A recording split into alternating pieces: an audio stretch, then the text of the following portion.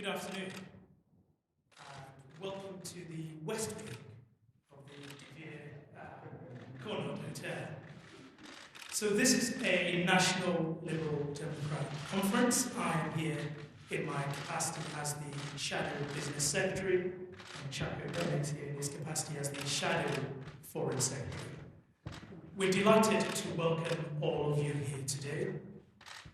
In the discussion about this election, sometimes there is so much focus on the polling, who's up, who's down, that we can easily forget what is at stake in this election. And what is at stake in this election are the very values for which we stand as a country. It is not just leave, remain, but whether we want to be an open and tolerant Britain.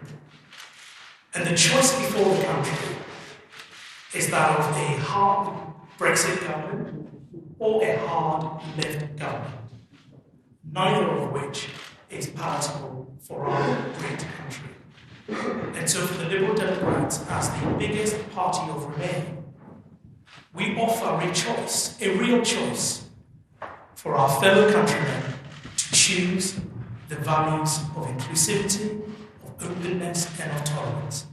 And that is why it gives me great pleasure today to welcome our special guest to this Liberal Democrat conference, although he is still a member of the Conservative Party. That is a sign of the times. But it is a sign of the times that Michael Heseltine is making the journey that many are making in the country from the Conservative Party, but also from the Labour Party. One question we have had to answer as Liberal Democrats every day of this campaign on the doorsteps is whether voting Liberal Democrat somehow lets in Jeremy Corbyn. Having campaigned on the Conservative side before, I know that is what the Conservative Party would want everyone to believe. But I know that Michael Heseltine's endorsement of this party can confirm to everyone in the country that they can vote Liberal Democrat without any fear that somehow it is a backdoor to a Conservative government, or that we will put in Boris Johnson in Downing Street. I give you Michael Heseltine. Thank you.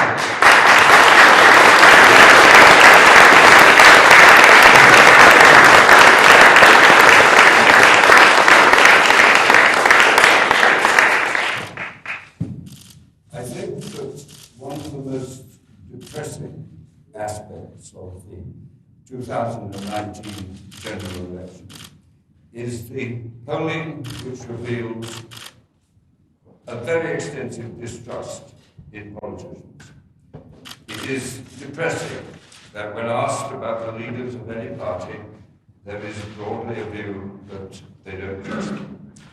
That is a sad reflection on the state of democracy and the state of the relationship between the leaders of our political parties and those they speak for.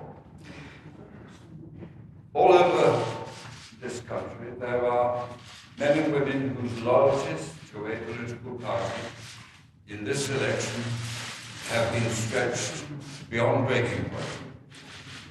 And I hope the British public will take note of the fact that whilst politicians, people like me, do not count on the trust of the people by and large, we're all in it for what we can get out of it. We never listen, we don't care, you know all the words. There are men and women whose commitment to their country, our country, their sense of what matters to Britain, where the future of Britain lies, where the future of the younger generation lies, means that they have torn up their traditional loyalties. And there are people who will vote, and there are people who are standing for election, who have put behind them the traditional loyalties to their party because they perceive a greater loyalty to their country. And I want to salute those people, those politicians who have risked everything, their careers, in order to be able to say I stood by my convictions and I voted for my national interest. I'm here as a proud member of the Conservative Party.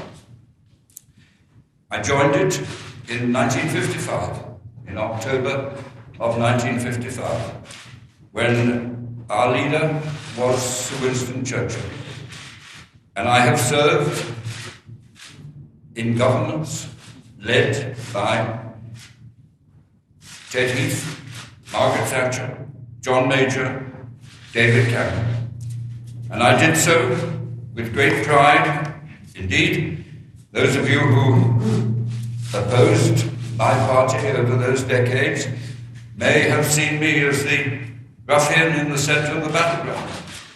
There were few great confrontations in which I played a part. I make no claim to the part that I played, but one.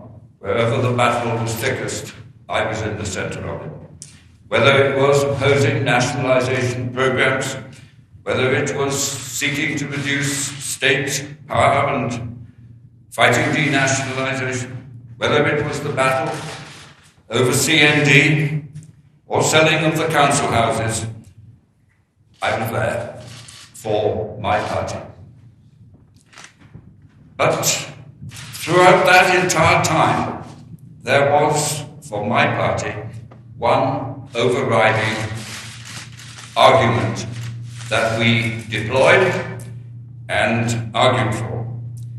It was the one theme of post-imperial Britain, and it argued that we should target our destiny for this country at the heart of Europe.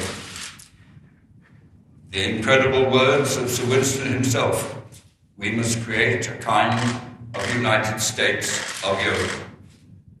It gives the lie to all those who had no idea what the journey was about.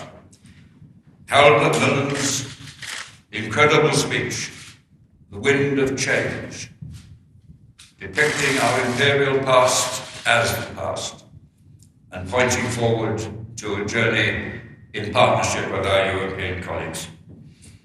I had the privilege of being the first minister in the British government to speak in the United States of America after we had joined the European Union in 1973.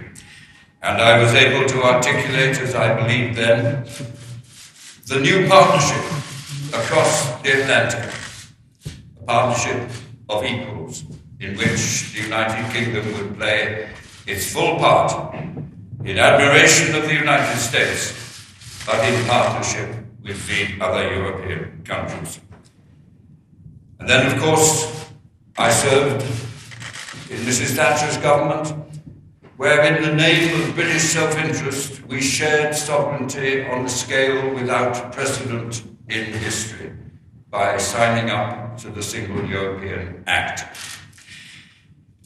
Many of those who listen to what I say tonight will have travelled that journey with me, but there are many from other parties who will not have travelled along the same road.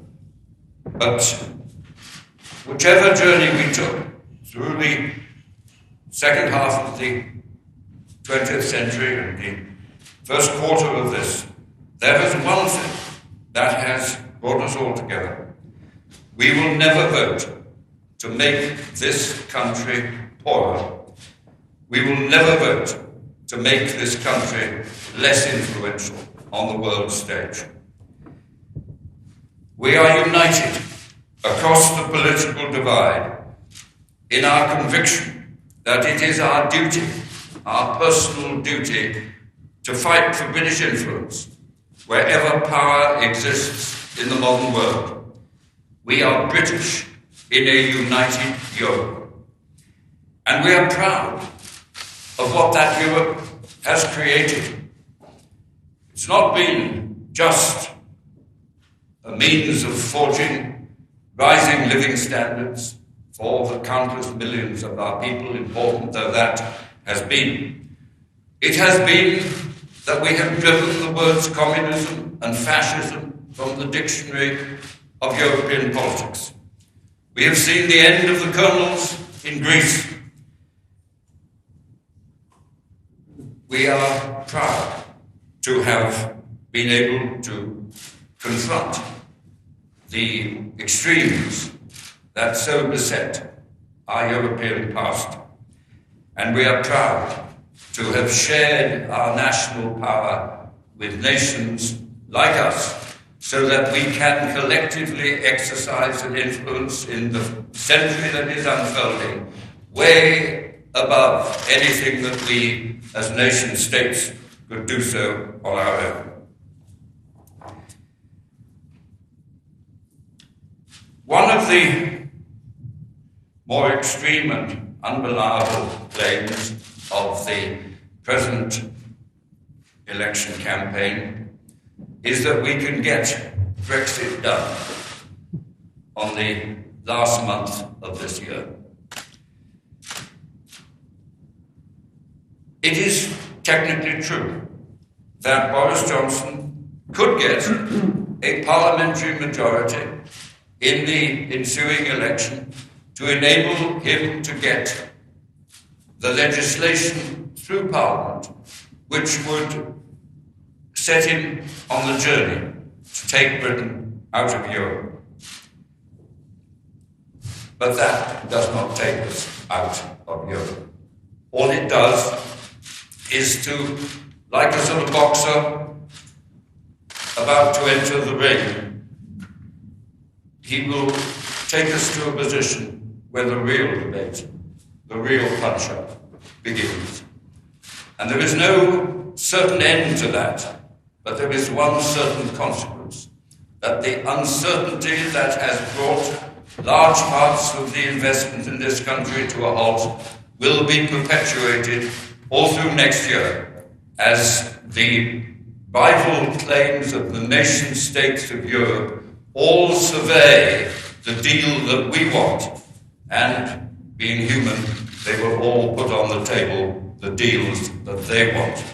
And no one has the first idea, except that it will take an unpredictable period of time, but no one has the first idea what will be on offer at the end of that process, or when the process will end. But one thing you do know, the deal on offer may not be acceptable to the British people, and then, in order to fulfill the manifesto commitment of Mr. Johnson, we have to leave with no deal.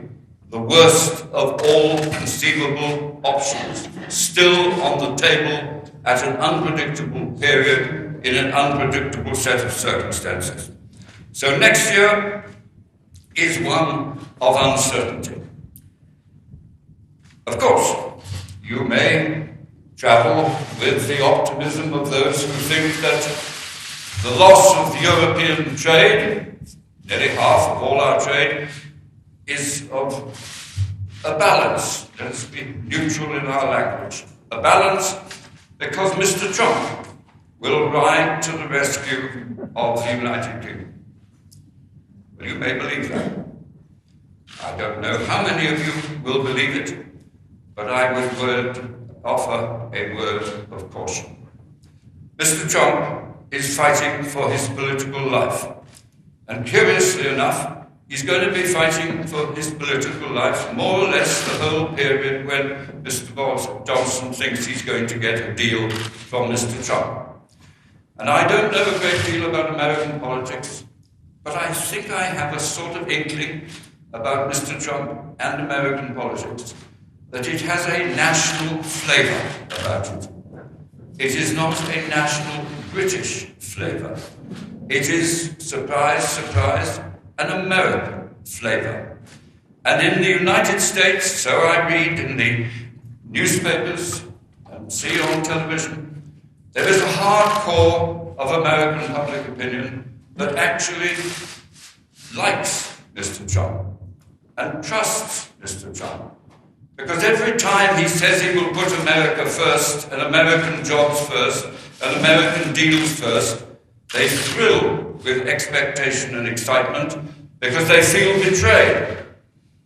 So when it comes to helping Boris Johnson, fighting for a very different electorate in a very different part of the world, how many times is Mr. Trump going to risk his presidential fragility majority in order to help his friends across the Atlantic?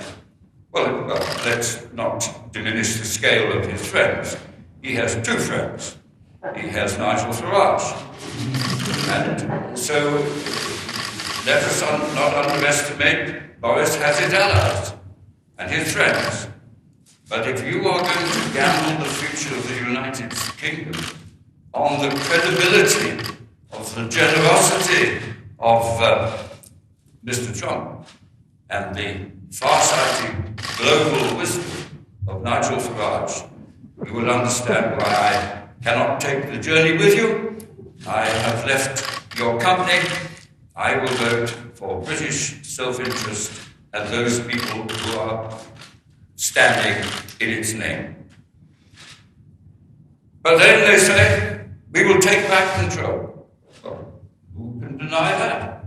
What a thrilling thought that we will be in charge, be able to thump them if we don't like what they're doing. Stand up and be proud. Take back control. I only have one really significant question that seems to me to flow from this elixir of newfound power. What are you going to do with it? What control are you going to exercise? Show me the changes that you have in mind so that we will all benefit from this dramatic exercise that you are talking about. Why don't you publish the regulations that you intend to change so that we all know where this journey ends? Well, I'm sorry to have to tell you, but I have a deep suspicion I know why they don't publish the details. Because what is in the mind of the more extreme members of the Tory party, and I must make it clear that I do not believe all Conservatives think like this, because all Conservatives have created the very apparatus that some Conservatives now say they want to undermine. And I was proud to have been part of the One Nation tradition that built the regulations that make Europe a civilized place. So why don't they publish the regulations that will change the conditions of the workplace, the conditions of our environment, what is to happen with our health and safety? And I will tell you why they will not publish them. Because they're frightened of the impact it will have on public opinion in this election if people have the first idea of what they will do with the power that they say they want to regain. And you know, it is the same story with immigration. Now, I do not in any way wish to underestimate the deep emotional feelings that immigration creates in every society, in every part of the world, amongst peoples of all colours and all creeds. There is a human element, and it is best to admit it and understand it, because unless you do, you will never learn how to fight it. And I have, again, in my lifetime, been at the forefront of the experience of this in this country. It so happened that as a very young man, my first experiences, I had a very small hotel in London. And at the same time, we were providing a service to large British companies in the field of employment. And I knew what was going on. I remember our hotel was full. And so the guy came, I said, I'm very sorry, I have no room. But up the road, I have friends, I'll ring them. I rang, yes, we have a room. I took him up. 3 minutes later, we arrived, and the room was no longer there. He, of course, was black. I saw all those bits of paper coming in from employers. No colours, Britain across it. I knew what was going on. And so when Enoch Powell made that infamous speech, I was the first Conservative to criticise it. And I refused to take the Tory whip, which urged me to vote against the then Labour government's proposal for the abolition of anything that threatened racial, religious, or any other form of intolerance. 3 weeks later, to their credit, my party abandoned their opposition. But I had refused the Tory whip, and I'm proud to say that. It was my experiences in Liverpool in 1981, where there was a racial problem, deeply felt. And I had to speak to my party conference in October of that year, and I realized the sensitivities, deeply held emotions, and, if I may say so, the risk of causing dissension within the party if I addressed this issue. And the first draft of my speech was 4 pages long. When I made the speech, as I worked on it and thought about it, anguished, it came down to 4 lines. They're black, they're British, they were born here, they vote here. And the Tory party got to its feet and cheered me to the end. I have never been so proud of my party, and it showed, above all else, that we are the most tolerant nation on earth. We are a party that hates prejudice. Today, at this moment, it has shown a new emergence. It's this time about the Jews. Well, any of my Jewish friends, and there are many, will have a great familiarity with that. It was here in the 1930s when British people marched in protest. And it's now apparently seeping through into the Labour Party. I, like everyone, was appalled by Mr. Corbyn's failure to accept a responsibility and apologise. But that is not the Labour Party. There are millions of Labour Party supporters who hate all of that as much as I do. And I hope that they will understand that in this country, in this great city, the merging of the talents and the enthusiasms and the energies of people from all over the world has made this a city that is the envy of the world. One of the most tolerant cities, one of the most successful cities, because we learn how to live with each other, love each other, work together with each other, and build on our strengths wherever our parents or grandparents may have come from. Of course, it is the easiest issue on which to campaign. We've had 10 years of austerity, and they have been long and hard and borne down particularly on the least able to afford it. It's the same in America, and it is the consequence of the crash of 2008, when governments, people, and companies all overspent and overborrowed, and it has been 10 years of payback time. And so people are looking for an alibi. Time for a change, the oldest political slogan in electioneering, time for a change. What do you mean by change? Stop the immigrants. Blame Brussels. And that, of course, is another example of where public trust has evaporated, because we have significant numbers of immigrants coming into this country. And apparently, we're going to control the numbers and greatly reduce them. I understand that immigration control is bound to play a role in the huge wealth imbalances across the world. What I find difficult to understand is why we have introduced no effective control measures to deal with the problem that we have today. Well, the first answer, the dishonest answer, is because we are covered by European law. That accounts for about 50,000 net immigrants into this country this year. There were 5 times as many immigrants coming from outside the European Union. And why is it that we've done nothing about that? Europe has no say in the matter at all. It is entirely within the free power of the British Parliament to act as the government can secure a majority. So why haven't they done it? I'll tell you why they haven't done it. They haven't done it because they daren't unleash the consequences to our health service, to our universities, to our industrial capability, to the very fabric of our society, where men and women of colour, class and creed are providing vital public service and commercial and educational input into the quality of our society.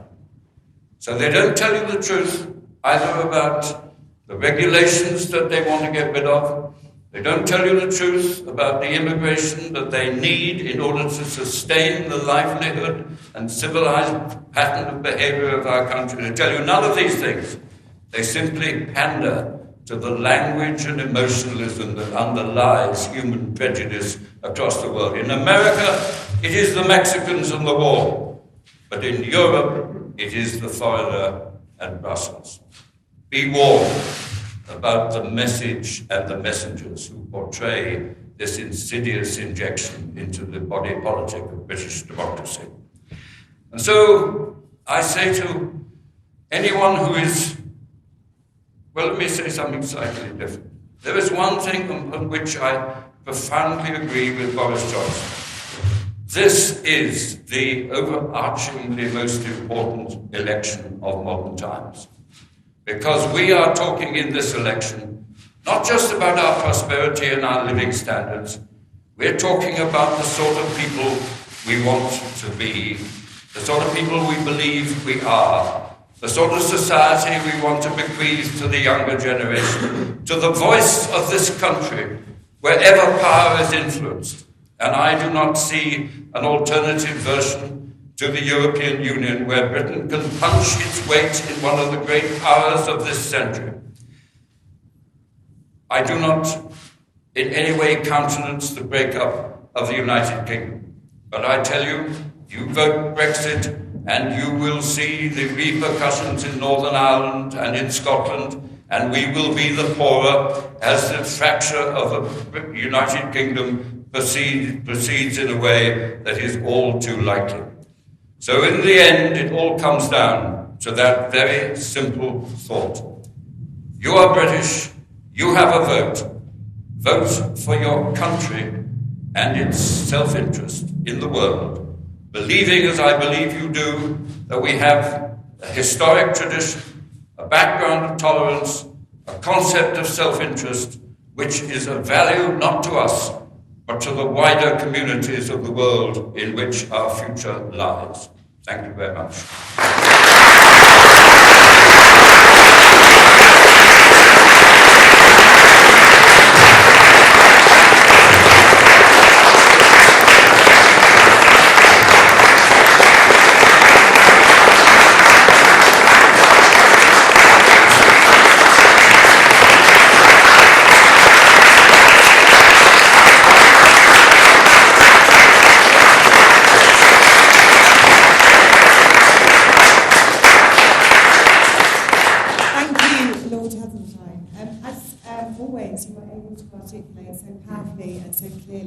What so many of us feel.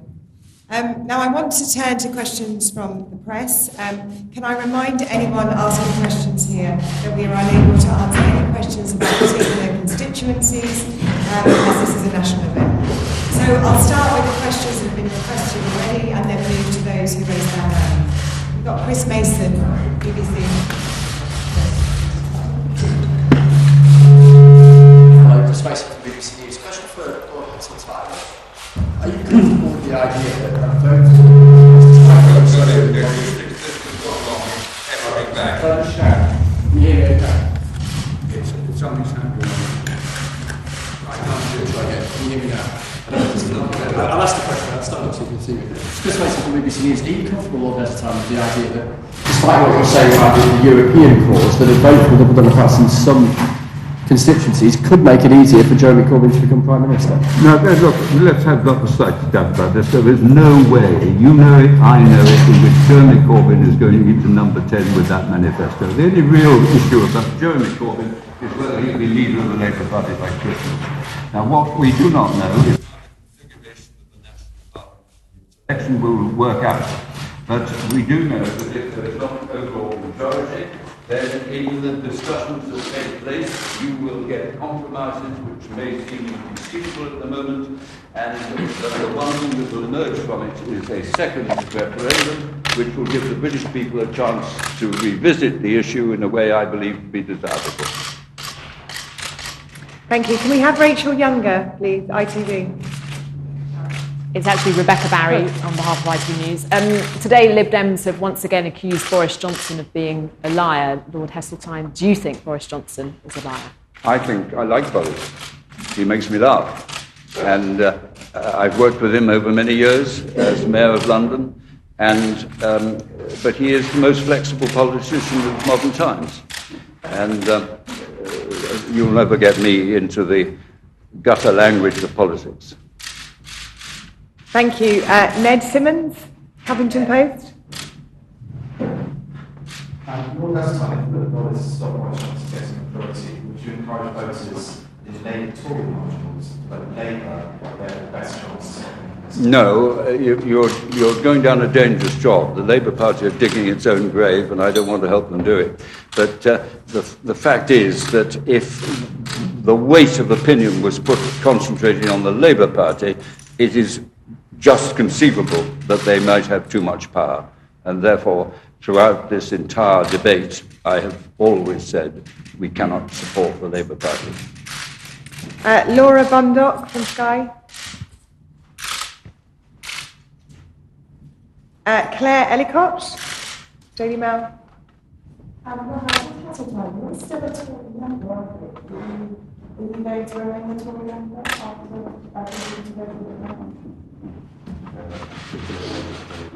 Oh, I am a Tory. I am a member of the Tory party. And I will never, let me give you this assurance, I will never leave the Tory party. I will never leave. The Tory party leaves me, I can't control that. Laura Hughes, FT. Question for any of you. How do you get a second referendum without working with either the Labour Party or the Conservatives? I mean, in the end, it all comes down to the parliamentary arithmetic in a new House of Commons. And at the very least, in order to get a people's vote in the next House of Commons, you have got to reduce the number of Conservative Party MPs. And what I would say in particular to people like me who have only ever voted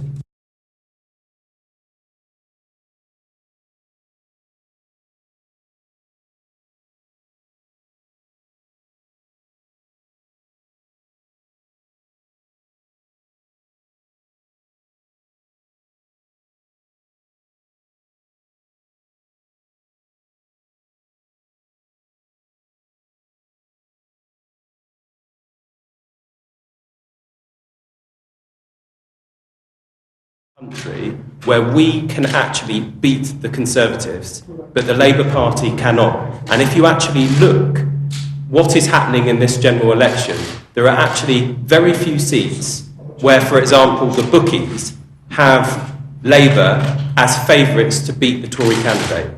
In fact, Labour at the moment is in a position where it is seeking to defend its seats, in particular in the North East, in Yorkshire, in the West Midlands, where it is seeking to defend its seats from being taken by the Conservative Party.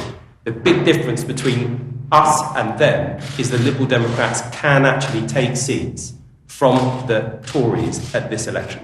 I think if I were to add to that, the Labour Party under Jeremy Corbyn is not winning any voters or seats of the Conservatives. The only party that is positioned to do that are the Liberal Democrats. Now, in terms of answering specifically your question, I think we've got to draw a distinction between putting Jeremy Corbyn or Boris Johnson into Downing Street and having a Remain Parliament where you have a substantial number of Remain MPs who can extract a concession for a people's vote. And so we are making it very clear that we will not put Jeremy Corbyn into Downing Street, we will not put Boris Johnson into Downing Street. But that doesn't mean that if you have a substantial number of Remain MPs, particularly from the biggest Remain party, that is committed wholeheartedly not just to a people's vote as a process, but to having Remain on the ballot paper and campaigning for Remain, that you cannot extract the concessions you need. In the last Parliament, the Ben Act was passed because MPs across the House worked together to pass it. So that is how we could achieve what we want to achieve. And we need to move away from the fact that what is a Conservative Party agenda to say, if you vote Liberal Democrat, somehow you're helping Jeremy Corbyn, or Labour would say, if you vote Liberal Democrat, somehow you're helping Boris Johnson. We can stop Tory madness in Europe, and we can stop Labour madness in terms of the role of the state. We can stop it, and we must stop it. Adam Payne, is this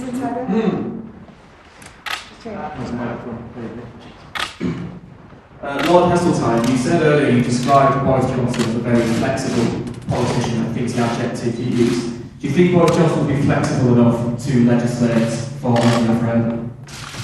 Brexit? I think it is a risk for me to anticipate the manoeuvres that Boris might have to make. I merely repeat what I have said before. He is the most flexible politician of modern times. Do I have any questions from the floor? Yes. Hello, Michael Sackle from the Herald.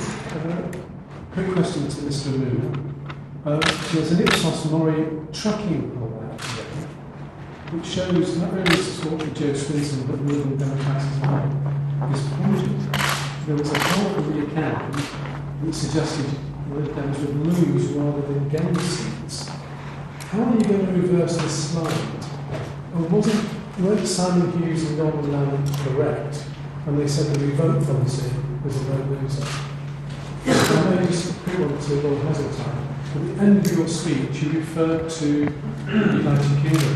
Do you think Brexit will So, in relation to your first question, it is worth reminding people that we are polling at least double what we were in the 2017 general election campaign. At this point in this 2017 general election campaign, we are polling double what we were then now, which I think is a huge step forward for the party. And secondly, look, I co-founded the People's Vote campaign. We are the People's Vote Party. All we have said in relation to revoking Article 50 is that if this party goes from 20 MPs to 327 MPs, I think people would think it rather odd in that scenario if we didn't revoke Article 50. But it's always been the case that if we do not have a majority, that we will be seeking a people's vote. And here's the thing. There's no prevarication from this party over that issue. There's no neutrality that's been adopted on the biggest issue since the Second World War. We're absolutely clear that we will be campaigning wholeheartedly. The leader, the entire party machine will be thrown behind Remain. It is a huge shame that the Labour Party's leader is not doing the same. And I would have that Remain, as far as we're concerned. It's not just about the technicalities of our trading relationships with the EU, which a party leader can be neutral over. It's about what kind of country we want to be. Are we open? Are we tolerant? Are we inclusive? Do we want to be at the top table in Europe with the countries with whom we have always been aligned? You cannot be neutral on that. And so we are offering the electorate clarity and a very clear sense of what we want to do. And in a general election, it's not an meaningful election if you don't have a choice. And that is what it is. There is clear choice.